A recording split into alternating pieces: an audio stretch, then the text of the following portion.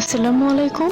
আজকে আমি আপনাদেরকে তৈরি করে দেখাবো গরুর মাংস দিয়ে বিরিয়ানি রেসিপি। বিরিয়ানি রান্না করার জন্য 3 কেজি পরিমাণ গরুর মাংস নিয়ে নিব। এরপর একটি পাত্রে গরুর মাংস রান্না করার জন্য মশলাগুলো রেডি করে নিব। গরুর মাংস রান্না করার জন্য প্রয়োজনীয় ইনগ্রেডিয়েন্টস গুলো ভিডিওর স্ক্রিনে লিখে দিয়েছি। এরপর একটি প্যানে পরিমাণ মতো সয়াবিন তেল দিয়ে এতে 3 কাপ পরিমাণ পেঁয়াজ কুচি দিয়ে দেব।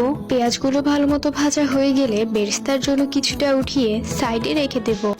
এরপর এতে গরুর মাংস তৈরি করে রাখা মশলাগুলো এবং হাফ কাপ পরিমাণ পেঁয়াজ কুচি দিয়ে ভালো মতো কষিয়ে নিব।